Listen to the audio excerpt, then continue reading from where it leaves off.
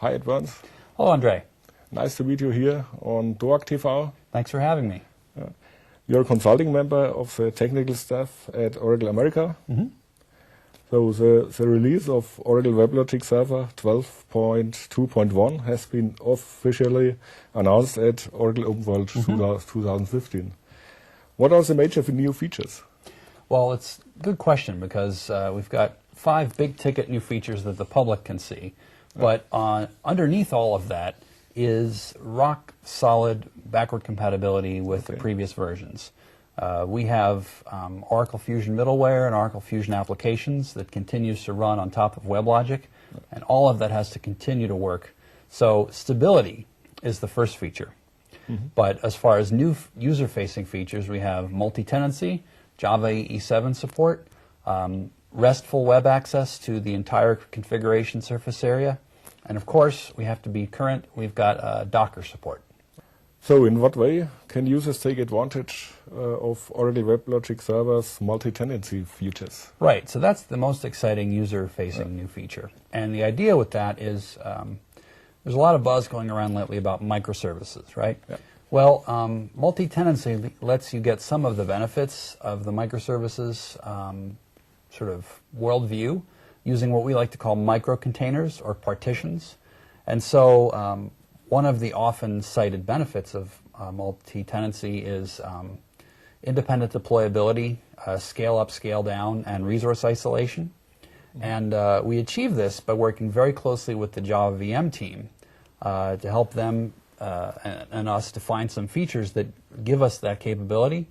And this is a really good example of Oracle as a good steward of the Java community and Java runtime, because these features, while we develop them in concert with the JVM team for use in WebLogic, they're available in the public JDK. So the latest JDK has these features that we use that, for example, with multi-tenancy, it's all about consolidating more apps on fewer CPU resources, so you get better resource utilization. So in essence, you can use 1/3 as much hardware to run the same amount of apps with no performance degradation. And the way we did that was by working with the VM team to get these notification features. For example, the VM can notify the partitions when resources start to get more consumed, and you can actually, in the software, define what to do in response to those notifications. That's one example. Oh, that's great.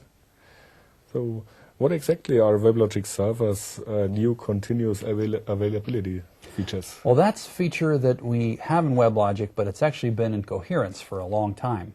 And in Coherence, they call it rolling update. So the idea with rolling update is you basically give a patch to the system and say, hey, system, deploy this patch. And the system will take care to bring nodes down, apply the patch, bring them up, but always ensuring that there's a minimum level of user-level accessibility. So the system never officially goes down. It's just the nodes go down, the patch goes in, the node comes back up, and it rolls that out through all the nodes in the cluster and other deployments that you have. Okay, great. Oracle stated that WebLogic Server's 12.2.1 enables developers to be more productive. Right. Can you elaborate on this statement? That's a good question. And people look at WebLogic and they think, oh, it's this big thing, it's not very nimble, give me Tomcat instead. Well, you know, we've heard that, and we've tried to make it more lightweight, and there's a couple I'd like to talk about now. The first is enhancements to the WebLogic Maven plugin. When we add a new feature into WebLogic, it's not enough just to say, okay, you have to use the admin GUI to do that.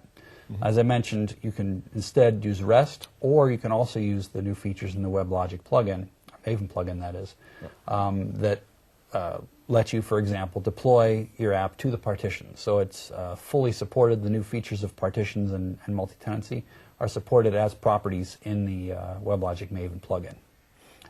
Another thing we have is Docker support.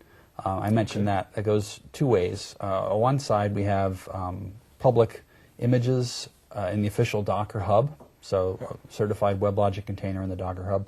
And the other one we have is the ability to create your own custom Docker images. We have some scripts that we've provided for that.